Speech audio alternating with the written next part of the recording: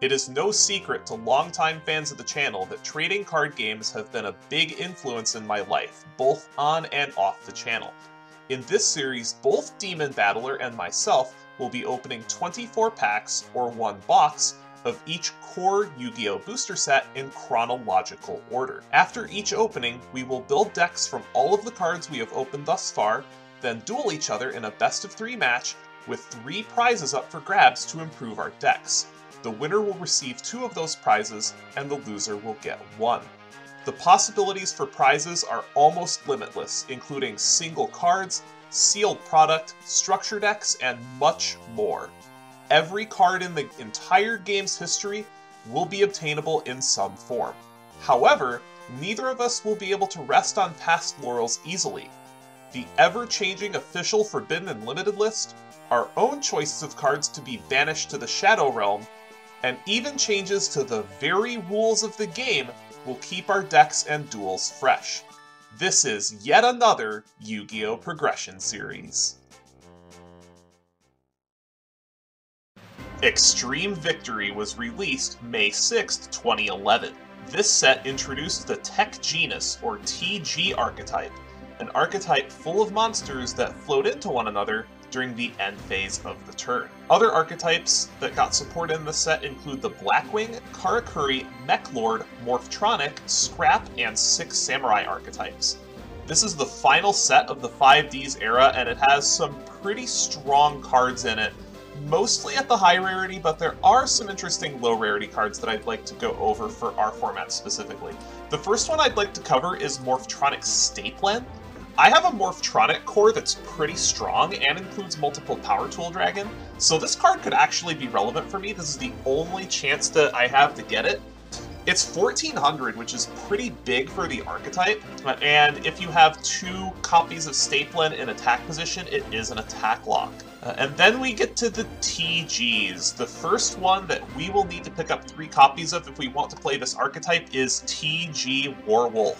So TG Warwolf lets you special summon it from your hand whenever a level 4 or lower monster is special summoned, yours or your opponent's, and this is not a once per turn either, so if you have multiples of this, then you can activate multiples of them and special summon them from your hand, and they all float. It's not a big monster, but it's a great level for the TG Synchros that we'll get into when we get to high rarity cards. Next, I'd like to talk about a very important Karakuri in Extreme Victory. It is Ninishi. We will need to pick up 2 to 3 of this for the Karakuri archetype, because even though it has 0 attack, it is a tuner, which lets us make some of the generic 7s and maybe even 8s that we have access to in our Synchro pool. This gives us an extra normal summon. And then Nana Sheik is actually quite good. It's a 2201 tribute, which isn't terrible, and then when it's normal summon, you get to draw a number of cards equal to the number of face-up defense position Karakuris that you have. So depending on how quickly you can get monsters on the field, this can draw several cards. And then scrolling down to the spells, there's not a lot of really good ones at low rarity, but I would like to talk about Runaway Karakuri. So this card plays very interesting with its archetype because this will give a Karakuri 1000 attack. However, its effects get negated, which means that you can keep your monster in the battle position that you'd like it to, or you can use it if you don't want to attack with one of your Karakuris for some reason either. But those do like to battle. It's just an interesting little combat trick that also has other utility outside of combat. And then as we get to the trap cards, TG1 EM1 is probably the best trap card at low rarity that the TG archetype has. Because all of their cards float at end phase, you can normal summon a TG, and then this is a spell speed 2 creature swap. This is better than creature swap because this is targeted. So this is effectively a snatch steal for the TG archetype, and this is at low rarity, so this is one of the big incentives to play the TG archetype.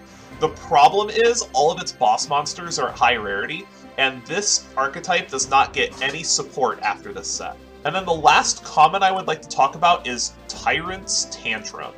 So this will not be good now, but once we get a lot more cards that allow us to spam tokens, this can get very strong, especially against decks that have a very low spell card count. What this card does is it sets a limit on the number of spell cards your opponent can activate in the game. And then going up to the rare slot, most of our important TGs are at rare, so we are likely going to need to spend a couple of crafts to be able to get a TG deck at anywhere close to full power. But I would like to talk about the two most important main deck monsters in the archetype being TG Striker and TG Rush Rhino. TG Striker is a Cyber Dragon for the archetype. It only has 800 attack, but it is a tuner, and their most important synchros being a TG Wonder Magician, which is in this set, and then TG Hyper Librarian, which is in a side set that's coming up soon. Both of those are extremely powerful, and TG Striker is ideal because you can use it with a TG Werewolf, and that makes a 5. 5 is their big synchro starting. A lot of the TG boss monsters require previous synchro plays, which is why Hyper Librarian is going to be really strong for this deck when we get it, but this is the only core set that will have access to this archetype. And then TG Rush Rhino is a 2k if it attacks, and then it's a 1600 on defense. So it's effectively a 2k when attacking and a 1600 when being attacked, and of course it floats just like all the other TGs. The next spell card I'd like to talk about is Resonator Call. Resonator Call is very, very strong. Not now, but it will be once we get more support for it, such as Red Resonator. This will let you search any Resonator monster from your deck to your hand. But this card is going to just get better the farther we go once we get those archetypes. And a Red Resonator is going to be able to make some practically unbeatable boss monsters later on. And then the last rare that I would like to talk about is TGX3DX2. So this is a Pot of Avarice for TGs. And the TGs, because they all float, it's very easy to get a ton of them in the graveyard. Now at the super rare slot, the first card I'd like to talk about is Reborn Tengu. This is a super rare, so it is unlikely that we get it, but if we get one, we are going to be heavily incentivized to craft more copies of this. Reborn Tengu spawned all kinds of decks around this time. So this is a 1700 normal summon that if it leaves the field for any reason, you get to special summon another copy of it from your deck. This card does get semi-limited for a while because of this exact reason. And then the next card I'd like to talk about is TG Cyber Magician. TG Cyber Magician is interesting because this lets you, when you have it on the field and you want to use it to synchro summon, you can synchro summon from your hand using non-tuner TG monsters. So this can let you make incredibly large boss monsters because the TG boss monsters have very high levels. And then the next card I'd like to talk about is TG Power Gladiator, which is a super rare. It is a TG synchro, and it's not bad. It's a 2300 Piercer that if it gets destroyed for any reason, you get to draw a card. Next up is Karakuri Cash Shed, which is a Karakuri counter trap. I'm hoping to open this. If you control a defense position Karakuri monster, it is a free spell trap negate. Now, I'm not short on negates, but having more negates for a deck like that tends to play a mid-range to control game is very nice. Then there's two more super rares I'd like to discuss. Both of them are trap cards. The first one is Debunk, which has seen all kinds of side deck play throughout Yu-Gi-Oh's history, and still sees occasional play today. So what this does is it will let you negate and banish any monster effect that gets activated in the hand or the graveyard. So this will be good now for graveyard effects, and then later on this will be very powerful for dealing with hand traps, because we are going to get a lot of hand traps soon, and we're already starting to get a bunch of hand traps. And then the last super I'd like to discuss is Safe Zone. This gets some reprints later on in some tournament packs, but this card is pretty interesting. You target a face-up attack position monster on the field, it can't be destroyed by battle or your opponent's card effects, your opponent can't target it with card effects, and it can't attack your opponent directly. So this is very good for protecting utility monsters. And then at the ultra rare slot, mostly we have the TG bosses, but there is one other UR that I would like to talk about, and that is Blackwing Kogarashi the Wanderer. This is very good, not now, but this will be very, very strong once we get the Assault Blackwings later on. So the Assault Blackwings are a new series of Blackwing synchros that we'll be getting later on in Yu-Gi-Oh's history, and some of them have extremely high levels. We won't be able to do much synchro summoning with this now, because this is a 6-star tuner, and we don't have any Blackwing synchros that are that big, but I would be excited to be able to get this. So what this does is it's a 2300 that you can special summon whenever a Blackwing monster you control gets destroyed by a card effect, and then any synchro monster that you summon using this card as a synchro material is immune to all of your opponent's interaction on summon. They cannot Solemn Judgment this, they cannot Trap Hole this, they cannot Torrential this, they cannot interact with it on the moment you summon it. If I pull one of these, it's probably going in the deck. And then the next card I would like to talk about is Lifestream Dragon. So this card is kind of lackluster right now, because this specifically requires Power Tool Dragon and a 1-star tuner to make. It has a pretty mediocre effect. It does raise your life points to 4,000 when you make this. It makes you immune to effect damage, and then you can banish an equip spell from your graveyard instead of it being destroyed. It is 2,900, which is quite large, but the main reason why this card is noteworthy is because this is currently the largest target in terms of pure stat line for Crystron Helki Fibrex. So if one of us pulls a Crystron Helki Fibrex, then we'll need to keep this card in mind. And then we get to the 3 TG bosses: TG Wonder Magician, TG Blade Blaster, and TG Halberd Cannon. TG Wonder Magician is going to be your big first synchro play if you're playing the TG archetype. This is a Mystical Space Typhoon on synchro summon. It draws a card when it gets destroyed, and this can let you synchro summon during your opponent's main phase, because it is also a tuner. And then our next boss is TG Blade Blaster, which is a level 10 that requires 2 synchro monsters. So you would make this using a synchro tuner 5, such as Wonder Magician, and then a non-synchro tuner 5. But TGs are very, very good at spamming the field, and these aren't as hard to get out as you think. So this allows you to negate any card that targets it by discarding a card, and then as a quick effect you can banish a TG from your graveyard to banish it until the next standby phase. So it's very difficult to kill once it's out. And then the last boss that I'd like to talk about is TG Halberd Cannon.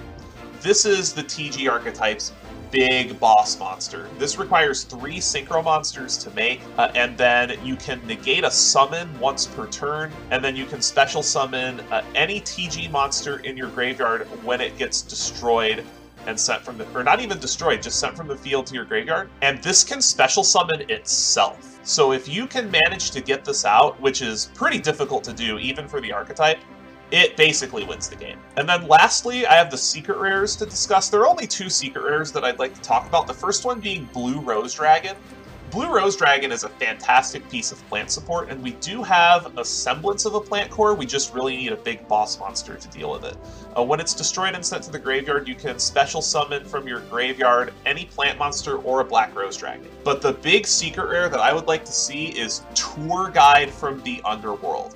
So Tour Guide is not good now, but this is the last set of 5Ds, and the next set, Generation Force, is going to feature Xyz monsters, and we'll have access to some Xyz monsters pretty early on. So when this is normal summon, you can special summon a level 3 Fiend monster from your hand or your deck. Its effects get negated, and it cannot be used as a synchro material, but this is a 1-card rank 3. And this card was extremely expensive when it was first printed. It was over $200, and you needed 2 to 3 of these to be able to play. However, this was not the only set that was released during this time. The Yu-Gi-Oh! 3D Bonds Beyond Time movie came out in theaters on February 22nd, 2011, and it came with a pack of 9 cards, 5 cards per pack. This is the Malefic pack. Malefics are not very good. I would maybe roll 1 set of these packs to try to get Malefic Cyber End Dragon, because I have a Cyber End Dragon. Malefic Cyber End is pretty cool. So what this does is it has the same restrictions as an Earthbound Immortal, where it requires a field spell to be face up on the field, but this is a free 4K body that you can drop just by banishing a Cyber End Dragon from your extra deck, and I do have one. And the only other card I'd like to talk about in this pack is Junk Gardna. Junk Gardna is an interesting Synchro 6. It does require Junk Synchron, but this lets you, at quick effect speed, change one of your opponent's monster's battle position, and then when it's sent from the field to the graveyard, you can change a monster's battle position. And it's a 2600 defender. And next was Turbo Pack 5, sent out to local game stores on April 9th of 2011. This, not gonna lie, is kind of a lackluster pack. A lot of these cards we already have, or are promos that we weren't going to use. Zoma the Spirit's kind of cool. A Torrential Tribute reprint is cool, but I have 2 Torrential Tributes as it is. And this card is going to get a ton of reprints, so we will both have 3 Torrential Tributes. This is the first Wolf reprint. Unfortunately, I don't have the Lightsworn core this time. The Manju reprint's nice, but I believe I already have 3 of it, and I am looking to play a Ritual deck at some point. 7 Tools at Common is not bad either. And then for the high rarity stuff, there's Laquari, which is not going to help. 6 Samurai United wouldn't be a bad pickup, because I only have 2 of these, and a 3rd one would be good. Dark Hole is the Ultra Rare, and Colossal Fighter as the Ultimate Rare. And this is one of our last accesses to Colossal Fighter for a long time. But this is the pack that I would like to chase. Hidden Arsenal 4 Trishula's Triumph, released on April 15th, 2011. This set has a lot of powerful archetypes for our environment. This has Fabled, Dragoonities. It gives a lot of the really good Naturia cards, especially their bosses. This gives Flamvels a lot of their support, but the big ones for us are going to be Fableds and Dragoonities. Now, I have better archetypes now, and we would have to invest quite a bit into this pack, but Fableds and Dragoonities are both really solid. But that's not the reason why I'm chasing this pack. There are 2 secret rares in this pack, and you get 1 per pack, that I'm going to be chasing.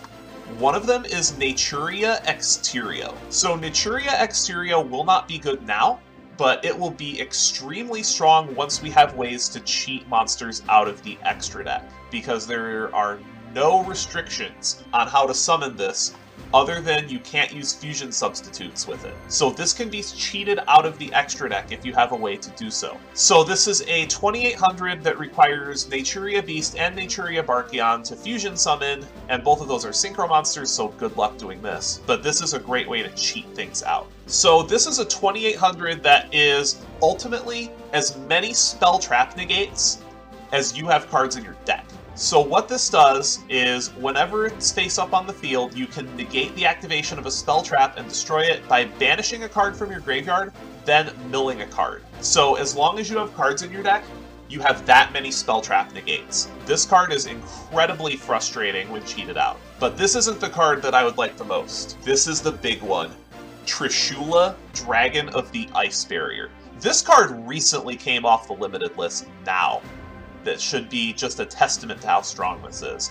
So this is a generic 9 that requires 3 materials. It's a 2700, and when it's synchro summoned, you can banish up to 1 card each from your opponent's hand, field, and graveyard, and the card in the hand is chosen at random. So a fun fact about our offline Season 1 is both of us got the ultimate rare reprint of this card out of one of the organized play packs, and that was our only access to the card. And with the release of Extreme Victory comes a new Forbidden and Limited list, the March 2011 list, and this changed up the format substantially. Goyo Guardian, Cold Wave, and Mass Driver were banned, Mass Driver going straight from 3 to 0, and then some of these limits are really going to impact our format. We have Blackwing Colute the Moonshadow going to 1, which is finally going to clip the wings of Blackwing. I don't think it will make Blackwing unplayable in our format, but it's going to make the threat of Colute a lot less omnipresent. Dandelion to 1 copy, Honest to 1 copy, which is really going to hurt Demon because he has multiple copies of Honest. Book of Moon goes to 1 and is going to stay at 1 for years to come. Gateway to 1 where it will stay, and then we have some semi-limits of Archlord Christia, Card Trooper, Debris Dragon, Spirit Reaper to 2, Megamorph to 2, Overload Fusion to 2. I'm super excited about Overload Fusion to 2 because I have 3 Cyber Dragons, and that's going to make my Chimera Tech Over Dragon a lot better. Royal Tribute to 2, Icarus Attack to 2, Solemn Warning to 2, and then some unlimits in Chaos Sorcerer, Demise, King of Armageddon, Duloran, Snipe Hunter, Gold Sark, Skill Drain, and Ultimate Offering. Alright, the last 5D set, 24 packs of Extreme Victory. I would like to see a tour guide. That would be just the stars. But we can't really expect too much, because a lot of the really important stuff is at high rarity, other than TG, and even so, if we don't get any TG bosses, we won't be playing the archetype. But let's go ahead and crack our first pack, see what we wind up with. And nothing special. And there's our first copy of Nanashik. I don't think that's a card we're going to play more than one of, but it is nice to see that one. We're really looking for 3 copies of Nanishi. Of course, the 5Ds Ghost Rare luck continues. That is a Ghost Rare Junk Berserker, which requires Junk Synchron to make, but we did get a TG Striker and we got a Nanishi, so that core is coming together. I'd really like to play Karakuri post-ban, because I don't want something like Barredo getting hit on this. I think post-banning, which is this episode, I'm really looking at this Karakuri deck and I'm liking it. So TGX 300 is something I didn't go over either. It is a minus, but it is a big buff. So that card gives all of your face-up monsters 300 attack for every TG monster you control, and they can get quite spammy. So that might be something that might make the cut in our environment. It obviously wouldn't make a cut in a constructed environment, but it is something to consider. And there is a super rare. It is Lancer Dragonute. I don't think this card is great. It's just a 1500 Piercer. That's pretty underwhelming at this point.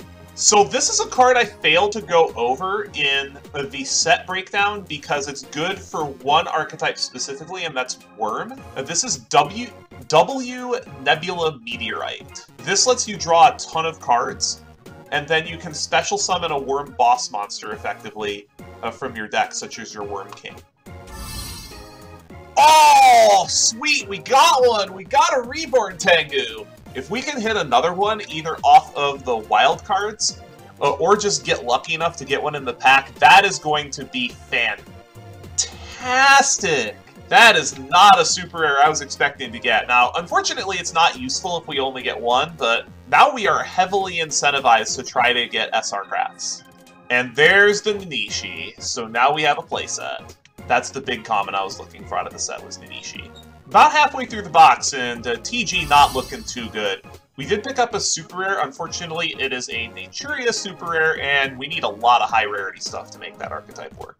But TG ain't looking great. We really need multiples of Rush Rhino. We haven't even seen all the comments yet. And there's a TG Rush Rhino. That's a good start. That's one of the rares that we really need to see multiples of to make the TG strategy work. But I think for today's episode, we're going to be leaning towards Blackwing. Especially if we can pick up that big Blackwing, that Kogarashi. Oh my god, we got 2 Tengus! We have to play those! Second Reborn Tengu? Are you kidding me? That's incredible! I don't know if I want to play it this episode, though, because that is such ban bait. Wow, double Reborn Tengu! That's incredible! I also just failed to notice that that is 15 packs in, and we just got our first TG Warwolf, which is a common.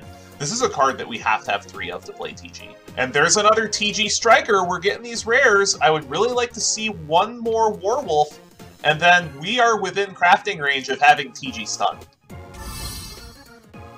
And there's another super rare. That is Safe Zone. This will get a common reprint later on, but this is not a bad card if you're trying to just protect the monster from being destroyed by battle.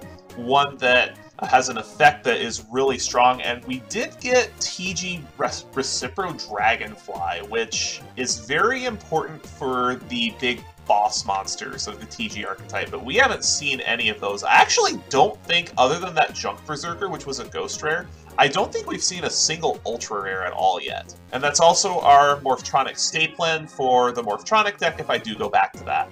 That is a 1 to 2 of in that deck. And there is another TG Warwolf. We really need to see one more of these, but if we can get one more Warwolf, we actually won't be in bad shape. Alright, so we're coming up to the end, the last 3 packs of Yu-Gi-Oh! 5Ds with Extreme Victory. There are a couple TG cards I'd still like to see. We're still missing one Warwolf, but the double Reborn Tengu is incredible, and wouldn't it just cap 5Ds off with a capital T if I could just get a 3rd Reborn Tengu. There's a Resonator Call. That's a card that we missed completely, so that could be useful down the line, but it's not going to be too helpful now, unfortunately. And for our second to last pack, something good. Nope. Doesn't look like anything good in that pack. And then for our final pack, something big in the close. Another copy of TG3 DX2. Unfortunately, only 2 Warwolf. So I'm a little iffy about playing TG. We also only got 1 Rush Rhino. I don't know if I want to commit that many resources to it. But the double Reborn Tengu is absolutely nuts. I don't want to use them yet because I don't want to expose them to a ban, but I have some ideas for today's episode, so we'll see what we come up with. Now, I can't think of a better way to cap off the 5Ds era than with Blackwing. Despite the new bans, we are going to be fielding Blackwing in the last episode of the 5Ds era. So I'll go ahead and take you through the card by card. You've seen it many a time. We have Triple Blizzard, which is our primary way to make Synchro 6s. We have Triple Bora for swarming. A double Feign the Steel Chain. This is quite strong because this lets us have a small direct attacker that can deal with monsters that have very large attack values. 1 copy of Gale, still limited. 1 copy of the newly limited Kalut the Moon Shadow. So I think it's going to play very differently with Kalut at 1 because it's something that we need to keep in mind, and because most of the time it will be searched with a Sangan or a Witch of the Black Forest or Black Whirlwind, all of which are limited. Things are going to change quite a bit where there won't be so many Kalut blowouts.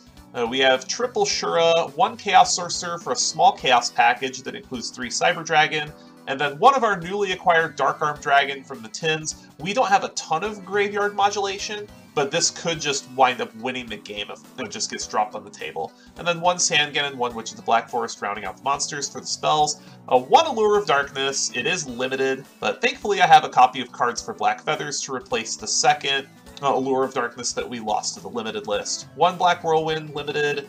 Gold Sark, Instant Fusion, double MST, Pot of Greed, and Premature Burial for the spells. And then for the traps, we are running the Emptiness package. I did trim it down a little bit just because I thought 3 Emptiness was a little overkill. So I have 1 Call of the Haunted, double Icarus attack, newly semi-limited, but I wouldn't play 3 of this card anyway. 1 Mirror Force, 1 Ring of Destruction. I did bring a little bit more removal back in because I noticed that the removal package I had was a little bit light, and we're going to need more monster answers just because we can't threaten monsters with Kalut. 1 Solemn Judgment, 1 Torrential Tribute, triple Trap Stun, and double Vanity's Emptiness rounding out the main deck. For the side deck, we have triple DD Crow for graveyard synergies, a double Fisher specifically targeting Consecrated Light because Consecrated Light is a huge issue for this deck, 1 Mind Control to be able to make synchro plays, double Prohibition for combo decks, a double Compulse because I need ways to deal with extra deck monsters that are difficult to kill, double Dark Bribe in case we want more negations. I have Mind Crush in here, just off of ads. I've been noticing that decks have been getting a lot more search happy, and Mind Crush is a way to counter that. Plus, we've seen a Blackwing deck from Demon before, so this will come in against the Mirror, specifically because whatever he adds off of Black Whirlwind, if he goes for his 1 Kalut, we can Mind Crush it out of his hand. And then 1 Starlight Road, just in case we wind up against any board wipes, but a lot of the back row board wipes are gone. And then the 3rd copy of Vanity's Emptiness on the side. And then for the extra, we have a Darkfire Dragon, Draconis, the Wicked Knight, and Musician King for a 3, 4, and 5 off of Instant Fusion.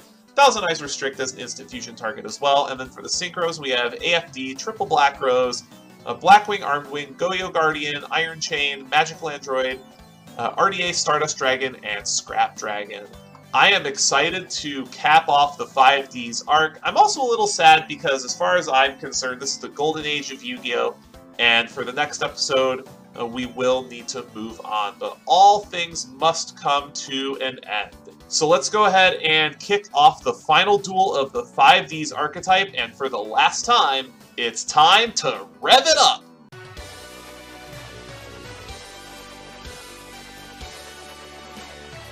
Boy, I tell you what, this is just the end of an era. Oh yeah. And that's the thing, 5Ds is probably my favorite era altogether. 5Ds is the golden age of Yu-Gi-Oh! As far as I'm concerned, and I'm really sad to see it go. but all good things must come to an end, and we've got some big changes on the horizon for the Progression series that you'll have to stay tuned to find out. Oh, definitely. All right, let's see what we got.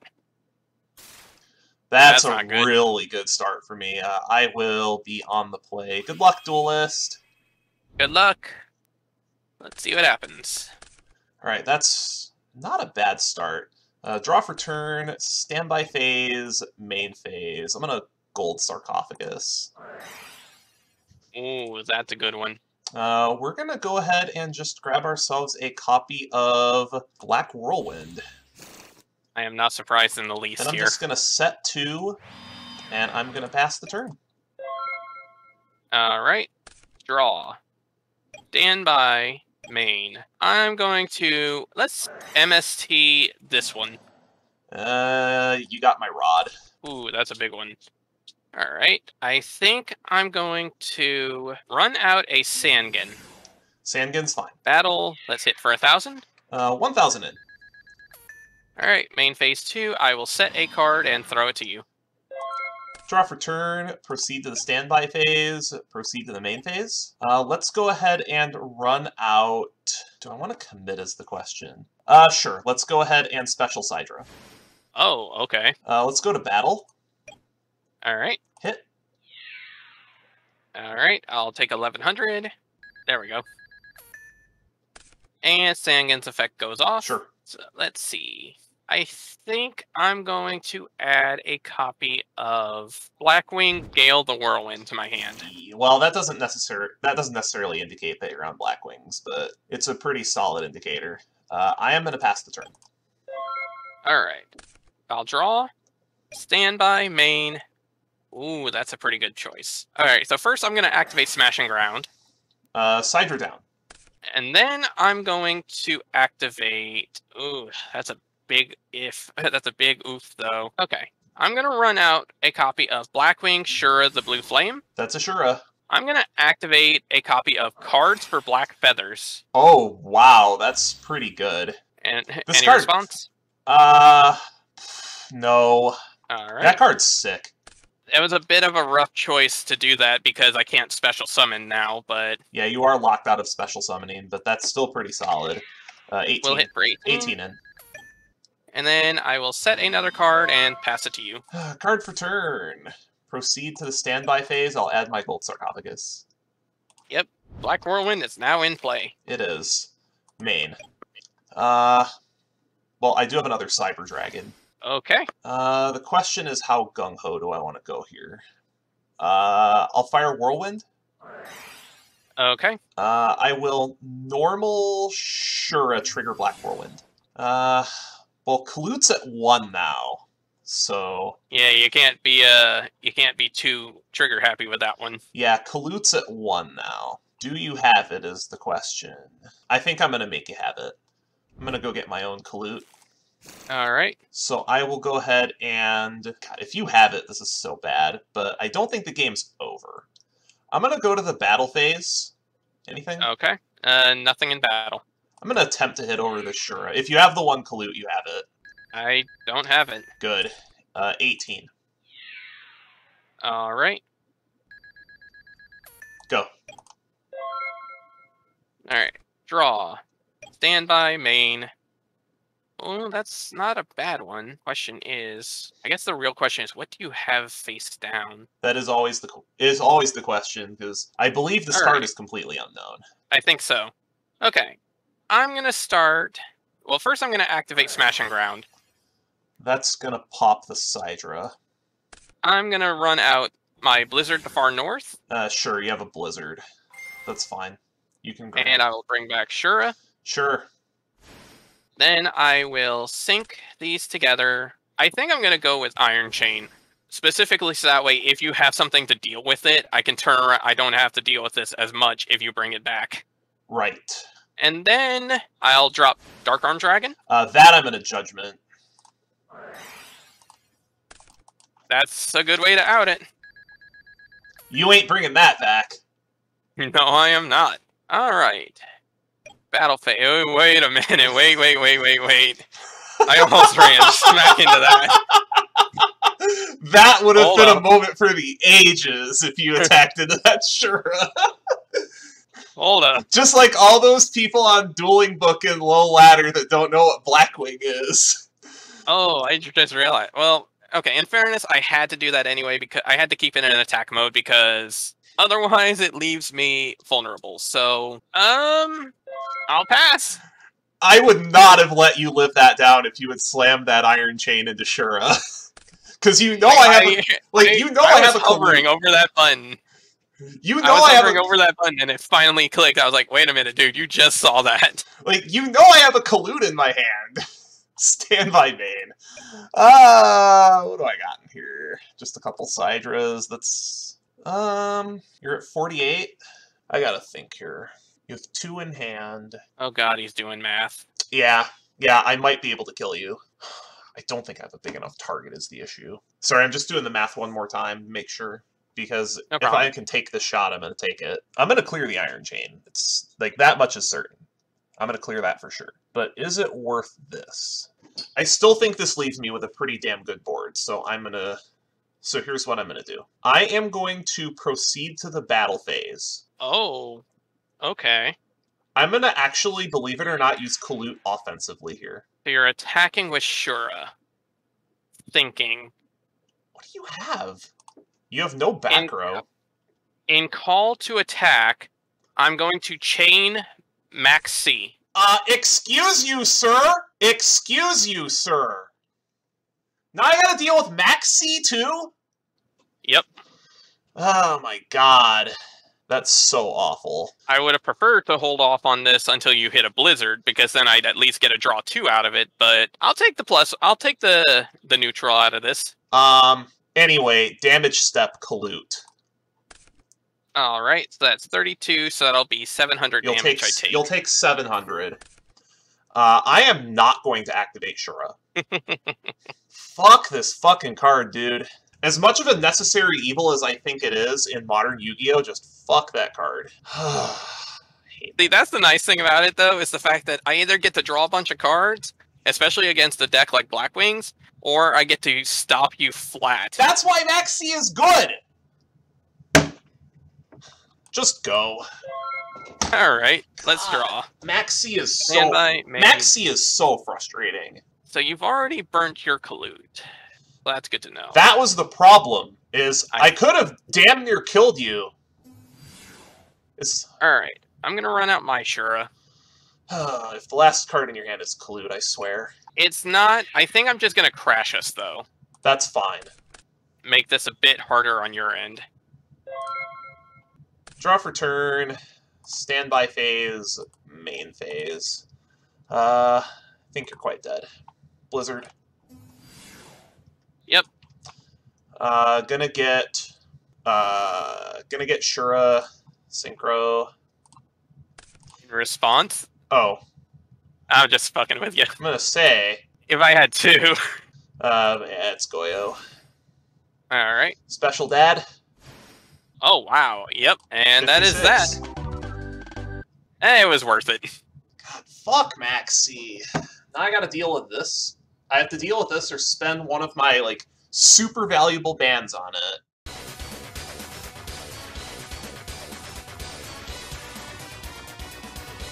Fuck Maxi. Oh my god. I'm gonna take the play here.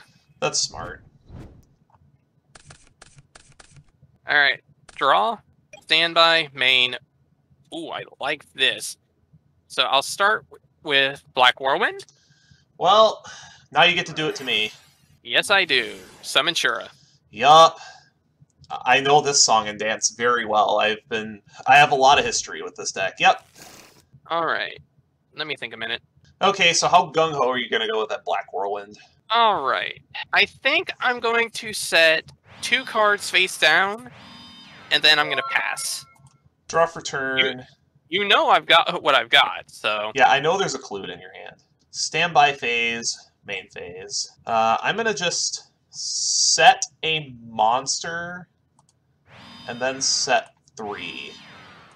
3, okay. Go. During the end phase, I think I'm going to play a little game of let's make a deal. And let's hit curtain number 2. It is Icarus attack. That's a big one. Alright, draw. Standby, main. Ooh. Ooh, I like that. I'm gonna activate Allure of Darkness. That's pretty good. Any response? No, that's fine. Draw. Draw. That's actually a tough choice. I think I'm going to banish my... I'm going to banish my Bora, as much as I don't want to. I am scared of what's in your hand if Bora is the worst monster in your hand. Okay. Battle phase. Let's see what you've got face down. I am going to Icarus attack here. Ooh, Icarus Tribute attack, huh? this, target... Bane. Interesting. the Whirlwind, and you haven't normaled yet is the problem. I think I have to take out the Shura. Okay. Well, it clears 2 of your cards out, so I guess that's not that bad. I mean, Icarus attack is a 2-for-2. I will set a card, and I will throw it to you. Draw for turn, standby phase, main phase. I also have a Shura. Ashura. Okay. It's not great, but... Okay. Sure is good. Battle phase? Yep. 18? I will take the 18. I will proceed to main 2, and I will set an additional card face down. Okay. And I will pass the turn. Alright. Draw. Standby. Main. I'm going to... This is actually a tough one. How do I want to do this? Man, the Blackwing Mirror is so different without Sirocco and Kalut being at 1. Oh yeah, Like, definitely. Because I don't know if you read Sirocco, but Sirocco actually counts the Blackwings on both players' fields. Oh yeah, it could get to crazy numbers if you're not careful. Since you showed yours, I'll show my Sidra. Sydra's fine. I'm going to set a monster, and I am going to pass the turn. Draw for turn. Proceed to the standby phase. Proceed to the main phase. Let's just go ahead and head to battle now. Okay. Shura into your set. Into the set. I think I'm going to Magic Cylinder that. That's fine. Go. Okay. Draw. Standby main. That's not quite what I wanted to see. Okay, let me think here. What could that set be? Why would you protect it? I mean, I guess you wouldn't want me getting the Shura trigger. Alright, I'm going to set another card, and I'm going to pass. Draw for turn. Standby phase. Main phase. Let's go ahead and go to battle. Alright. Try her again. And... nah. No? Thinking. Is this going to be a Dark Bribe? I haven't normaled yet this turn. True. This is such a hard decision. I'm going to let it go. Okay. Main 2, I'm going to set an additional card face down, and then I will pass the turn. Alright. Draw. Standby main. Ooh, that's not too bad. Though it's not necessarily the solution I was looking for. Question is this something that... Is this enough to actually make a difference on something? Fortunately, I don't think so. Alright, I'm gonna pass. I know you have a battle trap somewhere in that back row. Card for turn. Standby phase, main phase. I have a Sidra of my own. Let's go to battle. Okay. I am really curious as to what this set is. You have caused the plague. Oh, just PSC. Okay. Interesting you didn't try to go for, like, Black Rose. I will pass the turn. Alright, I'll draw. Standby main. Probably could have been helpful earlier, but oh well. I will set a card, and then I will pass the turn. Card for turn. Standby main. This is so annoying. Alright, let's go for it. Whirlwind. Okay. Let's normal Gale trigger Black Whirlwind. Oh, you have an MST for me? I'm thinking Gale. I'm really stupid. Hell? I should have actually used Prio with Gale before activating Whirlwind. But I missed it. I'm trying to figure out what the hell you're gonna pull off of Whirlwind aside from maybe another Feign, but you can't summon Feign yet. Okay, Whirlwind responds. Whirlwind resolves. Okay, I am gonna just grab another copy of Feign. Okay. Unless, don't tell me I boarded it out. God damn it, I boarded Feign out. Oh, that sucks. Anyway, effective Gale. Yeah, effective Gale. Alright, so Sidra is cut in half. Go to battle phase. Okay. Sidra into Sidra for 1050? Yeah, about that. We're crashing. Fine. I'm okay. Never thought I'd actually have a use for that card, but here we go. Honestly, I'm okay with that trade. 13. Alright. 13. Go. End phase, I'm gonna... Yeah, end phase, you had it right. I'm gonna MST. Let's hit this one. Wow, that's a really good hit. That was my insurance policy. That was my compulse. Ooh, that's a big one. Card you haven't seen recently either. Okay. Ooh, that's not too bad. What exactly do you have in here? Okay. 1 second. I need to think. Let me look something up. Okay, so that's actually kind of funny. Okay, I'm going to... It's a tough board state. It is. Okay, I'm going to I'm going to special summon Sidra. That's fine. I'm going to put this card back on top of my deck. I'm going to chain Vanities. Ooh, Vanities. Okay. All right. Battle phase then. Hit into Gale. I am going to Rod the Sidra so the emptiness will go. Okay.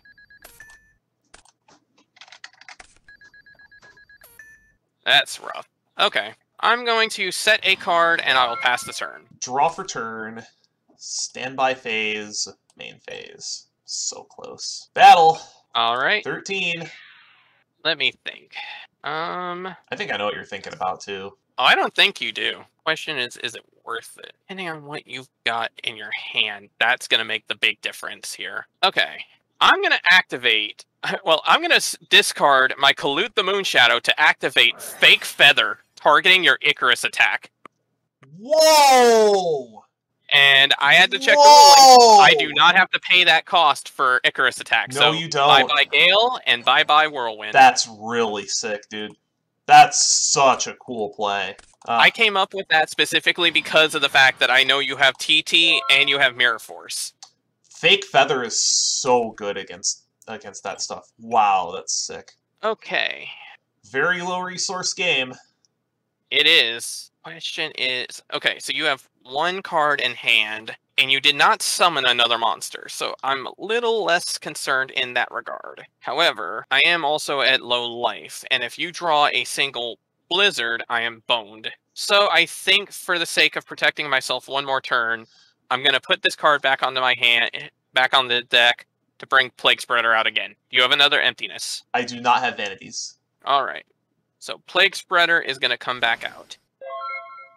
I just need a meat shield for right now. Yeah, this will at least buy you a turn, but it won't let you see a new card, I think, is the issue. I think that Vanities on Plague Spreader really hurt you. Yeah, that definitely set me back a little bit, especially given what I had to put back. Unfortunately, I failed to draw a monster. Go. Alright, draw, and I will go straight to end phase. Card for turn. Standby phase.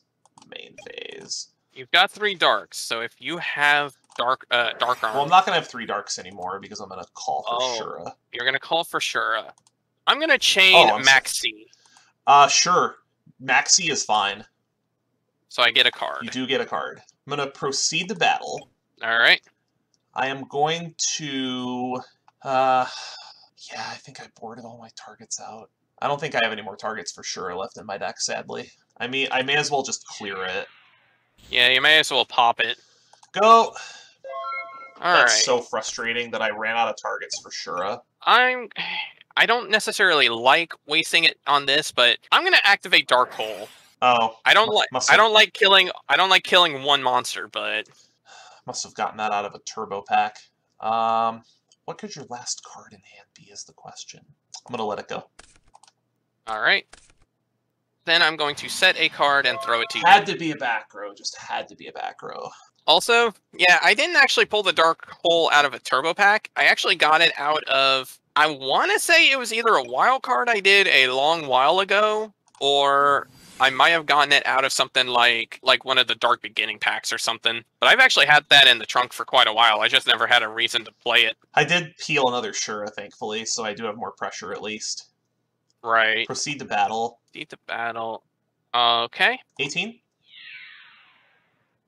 Because of the fact that you do not have Kalut in your grave, I'm going to book Moon here just for safety. That's not good. So I will have my life points to get this attack through. And damage step, I have it! Opening hand! Yep. You know what? That's a good way to end it, though. I had that in my hand since the beginning of the game, and you just have to be so patient with it. Oh, yeah. Well, fun fact, I actually had Maxi in my opening hand, too. So, I was waiting for a good time to make use of it. And yeah, it kind of threw me off a little bit when you have Vanities, because I put the Maxi back on top of the deck, and then I figured, okay, I can at least make use of that next turn. Then you Emptiness. Like, honestly, the fact that you failed to draw a monster that next turn is what saved me for a little while. But, yeah, it was honestly a bit difficult, I was actually debating just normal summoning the Kalut. Honestly, I had thought about that earlier myself. Like, I had debated between doing that and dropping the fake feather down, which, honestly, I'm glad that I did that, though, because that really came in handy. That fake feather was sick, and I think both of us played this match really well. If I did not top deck that Shura, well, there's a Bora, so I guess I had monsters coming, but you also had removal coming. I really think that this match could have gone either way, and that emptiness denying you that one draw phase was super key. Oh, definitely. I actually had a fun little concept for my sideboard. I ended up swapping out a fair amount of the Blackwing stuff and throwing in a whole bunch of light monsters for chaos purposes, because I figured, one, this will give me something else to work with, and two, on the off chance you decided to throw something in here to kind of shut my deck down, like shut down the dark types in general, like a Shadow Imprisoning Mirror or something, I at least had a backup to work with. Because the thing is, Shadow Mirror does hurt a lot of dark monsters, especially even Blackwings. But the fact is, like, Shura is still an 1800 beater on his own. Yeah, Kalut doesn't matter because it goes in the hand.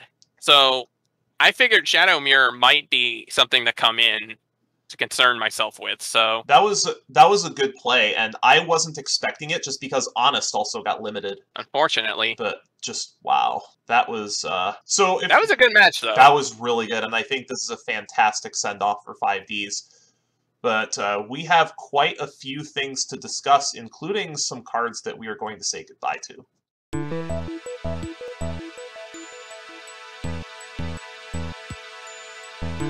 Boy, I can't believe this. We're basically halfway through Prague now. This is just the end of arguably the greatest era in all of Yu-Gi-Oh! And this has been really, really fun. Especially the Turbo Duels. I thought the Turbo Duels were almost just always fantastic. And I think we might, depending on how things go, we might have a chance to revisit them later. But for now, we are going to be saying goodbye to them and moving on to Zexal, but we do have one more round of sending cards to the Netherworld. Because of the 4-2 record, you will get 3 bans and I will get 2. So you will have your first selection, then I will have mine, and you will get the last word as well. So I do need to ask you, DemonBattler, what is the first card that you would like to send to the Netherworld today? Alright, so for the first card, I'm choosing to ban. I feel like this is an obvious one, to be entirely blunt. Like, we knew this card wasn't going to last very long. I'm getting rid of Vanity's Emptiness. Yeah, Vanity's... not gonna lie, if you weren't gonna ban Vanity's Emptiness, I was gonna ban it. This card is... Yeah, because this card was a mistake, honestly. This should have never been released in the first place. Oh yeah, that card is such an oppressive floodgate. And Vanity's Emptiness stays at 3 copies for an excruciatingly long time. Whereas Royal Oppression is at least kind of tolerable for us because it's a sacky one-of that might not even be in our main decks, but I think it's going to crawl its way into main decks. And it might honestly get banned at some point soon anyway, because let's be honest, we're getting to the point where special summons are the key focus of the decks, so... Oh, absolutely, especially as we get more summoning mechanics, because with our next set, Generation Force, we're going to have access to Xyz monsters as well, and we've got some very special plans for Xyz summoning in Progression Series. So, yep. Now I get to choose my first card that I'm going to send to the Netherworld, and this one might come of a little bit of a surprise for you. So Generation Force is going to print a card called Sea Lancer, which is going to make the Frog deck incredibly resilient, because there's a whole bunch of Fish, Sea Serpent, and Aqua-based cards in Generation Force that revolve around recycling banished cards. So I don't need you being able to play around DD Crows and keeping Ronin Totens in rotation after I get rid of them with DD Crow, bringing back banished fuel off of Ronin Toten, all sorts of other things. And this might surprise you a little bit. I'm actually not going to hit Ronin Toten. I'm going to hit the primary enabler for Ronin Toten, and that's Swamp Frog. Really? You're hitting Swamp Frog? And here's why. Currently, the only real way, other than Swamp Frog, to mass dump stuff for the Frog deck is Painful Choice. There's no real other way to mass dump cards, and with Swamp Frog being at 3, and effectively is a double Foolish Burial that is at 3 copies, in addition to Painful Choice letting you dump, I would rather just have to deal with Painful... And let's be real, Painful Choice is on the very short list of cards that is going to get banned soon, even though we both have it, just because... The farther we get into Yu-Gi-Oh's history, the more absolutely bonkers that card is going to get, and somebody's going to get tired of it, because I know we both have it, and we can both abuse it to high hell and back. It's just a matter of which one of us is going to crack first and pull the trigger. But yes, I am going to ban Swamp Frog. Do you understand after I explained it? The reasoning behind Swamp Frog. I understand the reasoning. I get it. Because definitely throws me off. Because with the Sea Lancer shenanigans, if I banned Ronin Toten, you can still recycle stuff very easily, and with you having Substitute, Substitute is another way to load up your graveyard, obviously, but it's not nearly as good without Swamp Frog because that's 1, 3 less names, and 2, Substitute is a one-of. So if you want to play frogs, you're going to have to rely on drawing those sacky one-ofs. Good point. Alright, well, now for my second ban, and funny enough, this card was going to be my second ban. This card was either going to be my second ban or my third ban, depending on how things worked, and specifically whether or not you remember to nail the frog deck. Yeah, as much as I like not having to worry as much about playing around it in general, I'd rather not deal with this card anymore at all, so we're going to go ahead and we're going to pick up the DD Crows for the ban. That's actually fine, because I know you don't have any. And yeah, I have not had any. I have not had any luck pulling any others in like reprints or anything like that, so I'd rather just get rid of it now while I have no investment in it. That actually makes perfect sense, because DD Crow has been just a huge thorn in your side with not only the Frog deck, Dark World immediately becomes playable the next time it gets support, because I think the Dark World structure deck is coming out relatively soon, which is going to make that deck absolutely insane, and one of the really big counterplays to that deck during that time in Constructed was DD Crow. So, denying Graveyard Hate, it's going to make us play actual cards for Graveyard Hate now. And they're going to have to be played. I think you're going to see stuff like Transmigration Prophecy come back for graveyard removal, and we won't be able to have hand traps that take care of it. I think that's inevitably what's going to happen, especially the later we get in Yu-Gi-Oh! Is that a lot of bans are going to be pointed at hand traps. Oh yeah, definitely. Okay, so my second ban, I really was unsure what my second ban was going to be at first, because there's still a lot of very problematic cards that we're going to have coming into Xyz format, but there is one glaring problem that I feel needs to be immediately removed from the format before we have 6 or 7 duels that get completely just determined by this card. And this is something that I think you might have seen coming as we were getting into formats with more extra deck mechanics. And I understand that we both have this card, we both have the capability to abuse it, but this is an extremely sacky OTK tool once we get deep enough into Zexal. My second card that I'm going to be sending to the Netherworld is Magical Scientist. Yeah, honestly, I'm not surprised. Now, granted, admittedly, I almost thought you were gonna snap ban Max C on me. No, I'm okay with Max C for now. Yeah, I'm not really gonna say anything bad about Magical Scientist. In fact, I wasn't sure if we were gonna ban it right away as a preemptive measure, because that's the thing, like, people can see how it can be abused, and we can show how that can be abused. But you've got a good point. Trying to let that roam free for 6 episodes or so. 6 or 7, depending on how it falls. The issue is, with Magical Scientist in Synchro format, you have to have tuners. With Magical Scientist in Xyz format, you can just fill your deck full of your typical instant fusion targets that you would fill your deck full of instant fusion targets that you would typically use for Synchro plays, and just make like 3 Xyz monsters. Yeah, pretty much. The number of OTKs available, especially with stuff like Blade Armor Ninja floating around, which is only a super rare, so it's not that hard to pull. I just think there's way too much OTK potential, and especially because I believe both of us have Last Will. Like, we have Last Will, we have Sangen, we have Witch of the Black Forest, we have Mystic Tomato. The number of ways that we have to search Magical Scientist is ridiculous. And it's really these duels, if we don't ban this card, are going to come down to whoever finds Magical Scientist first. True. Now, granted, I actually don't have a copy of Last Will, but yeah, pretty much everything else you mentioned is accurate. Like, we both have pretty much everything else together. So, like, it is incredibly easy to get scientists on the field.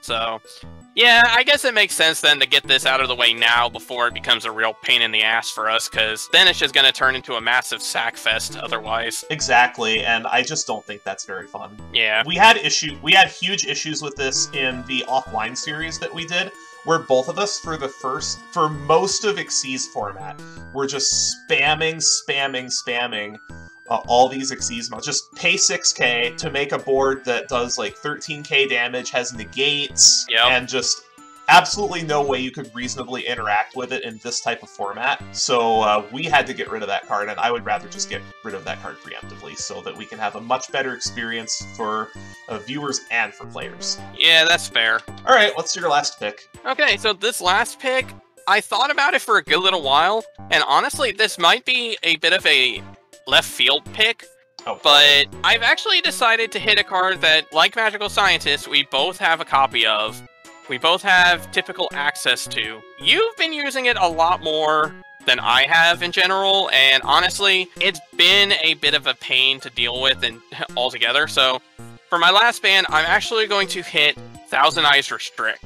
I can see that, because we have so many ways to cheat that out, and it's just such a huge pain in the butt to deal with, especially with instant fusion. We have instant fusion. Metamorphosis is still very much a card if your levels are right as well, if you have enough level 1s. Definitely. So there are plenty of ways to get to Thousand Eyes Restrict, and being able to bypass basically any protection from removal, unless it's targeting protection, because anything that can't be like destroyed by card effects, that sort of thing, face up, face down, it's just a removal tool at that point. Yeah. So it's going to make instant fusion a lot less powerful. Now, admittedly, if this card, like, as much of a pain as that part is, I feel like if it were just that and not the other monsters can't change their battle modes or attack part, like if that part weren't there, then this wouldn't be as much of a hassle for me. But it's the fact that, like, once this card is out, you have to have Book of Moon. You have to have Sakuretsu Armor. You have to have something like that, or it basically just locks the game down entirely. And it's like, it just kills it. Like, it makes it so much harder to get around that and deal with it. So I'd rather just knock this out of the way now, so that way we don't have to deal with it anymore. Alright, I think this was a very productive ban session. I like the removal of Emptiness. I like the removal of a Scientist from the format. And trading a Swap Frog for Graveyard Hate, I still think that the Frog deck is going to be playable. It's just going to have a lot less starters, and starters for that Frog deck are a big issue, which is why I hit the main starter. Yeah, that's going to be the big challenge if I want to build that. Which, on top of that, isn't Sea Lancer a holo? Sea Lancer is a common. Or is it just a rare? Sea Lancer is a common. Okay. But yeah, I mean, I definitely see it, especially because, like, the other thing, too, is Swap Frog has a lot of utility outside of just dumping monsters, whereas Ronin Totem like, okay, if I, like, let's say next episode, because next episode's going to have the Xyz starter deck available to us. If I win that, okay, great, I get Gotchi Gotchi, and I guess Ronin Tonin can work for that, but, like, the fact that I can't use it for synchro material makes it that much harder. And honestly, even the one time that I did use that deck recently, that detail did kind of come in to bite me in the butt a little bit, because it made it a lot harder for me to actually get a finisher. Alright, so we do have one set of promos to discuss that are mostly going to be inconsequential. They're actually out of the Duelist Pack Collection Tin 2011, which has the 4 Dark Synchro Monsters that the Dark Signers used in Season 1 of 5Ds. Most of these are going to rot in collections, unfortunately, but there is one promo that I am quite interested in that I think I could wind up using, and that is the 100-Eye Dragon. Yeah, honestly, that's a good one in general to have, especially because, like, I have a copy of it myself, and it's, like, it's one of those where, like, you have to have a focus on Fiends in order to make use of it, but it's still a good card. Oh, that card's a menace. It's 3K, that's huge. So here's, now, do you know why all of these monsters have such odd requirements for their materials? Yes, because these were the Dark Synchro Monsters. These were the ones that you had to make negative levels with. Not only that, those were the same, the monster requirements are the type of monsters that the Dark Signer used to summon them. Correct. Like Frozen Fitzgerald was used using a Blizzard Lizard, which, granted, it's an anime-only card, but it was a beast. That's why Frozen Fitzgerald requires a beast-type non-tuner. Yep. Even though it is nothing like that.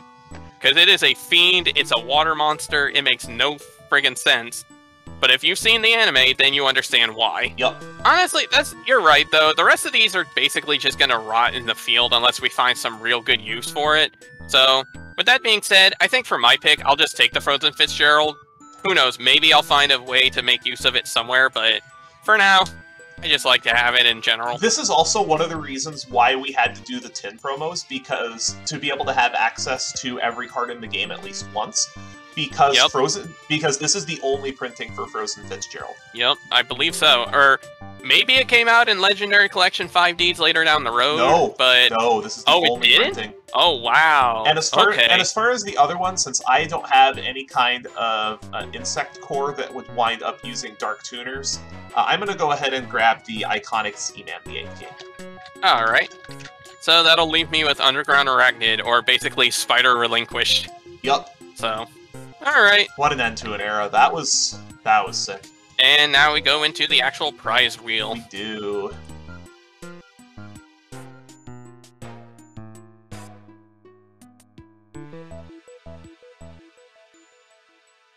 What a way to cap off the 5Ds era with a victory and a Blackwing Mirror, and we get some pretty sick promos and other nonsense from our non-core set releases, including the Dragoonity Legion structure deck, which gives us one copy of basically every relevant Dragoonity, because Dragoonities were a side set and the cards were not in a core set.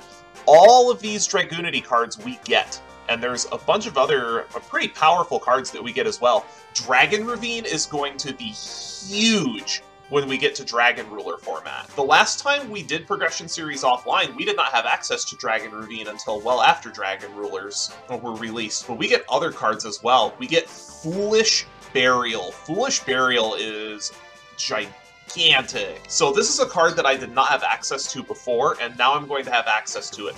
This card does get limited pretty quickly, but it's going to still be very powerful. We can use this to dump Plague Spreader zombies, we can use it to dump Lights for a Chaos Sorcerer. This is just a slam dunk of a deck, and I cannot wait to start building with these cards. We also get a copy of Elemental Hero the Shining as a magazine promo. This card is used in a very peculiar combo deck that's quite janky, but unfortunately we need multiple copies to be able to get this card, and there are only 2 copies of this in existence for our purposes, so we will not be able to build this deck, unfortunately. But what I'm more excited about is Hidden Arsenal 4. So Hidden Arsenal 4 is a set that I have been waiting to open, because this card, or not this card, but this set has one of my favorite Synchro monsters, and one of the most powerful Synchro monsters for this time period, and that is Trishula, Dragon of the Ice Barrier. So I'm going to crack 6 packs of this and hope I get one. So let's go ahead and open our first pack. And none of these are really that great. There are also some other archetypes that are pretty good in here, such as Fableds, but we would need to open quite a few packs of the set to be able to get enough Fableds to be able to play the deck. Alright, and then our third pack of the first batch. Nothing too special in here either, but we do have a second batch to go through. Alright, and then for our second set, come on, Trishula. Fabled Unicorn's not bad. If we can get some kind of Fabled core together, that's going to be a great finisher. Alright, 2 packs to go. We didn't get Trishula, but we got one of the cards I was looking for. We got Naturia Exterio. This is one of the 2 amazing cards that is in this set. So what Naturia Exterio does, it's not good now, but once we get ways to cheat out extra deck monsters, this is going to be extremely powerful. This is a 2800 beater that gives you a number of spell trap negations equal to the number of cards in your deck. So what this does is, while it's face up, you can banish a card from your graveyard, then mill a card, and negate the activation of a spell trap and destroy it. This card is really strong. It's just, the issue is you can't use fusion subs to be able to make this by fusion summon. Both of its materials are synchro monsters. But Naturia Exterio is one of the cards I was looking for. Alright, and then for our last pack, Trishula. That's not a Trishula, that's a Jurak Meteor, which is a dinosaur synchro. So, unfortunately, we didn't get Trishula, but we will have plenty of opportunities to get Trishula. And that'll be a wrap for today's episode of the Yu-Gi-Oh! Progression Series. DemonBattler and I will be taking a 2-week break because we've had a lot of difficulty keeping up with the schedule, and we need to get enough content out there so that we have the ability to keep up and provide episodes for you every week. So we're actually going to be taking a 2-week break to be able to catch up on the series so we can make sure that we can get episodes out regularly for you. So until then, I will see you around.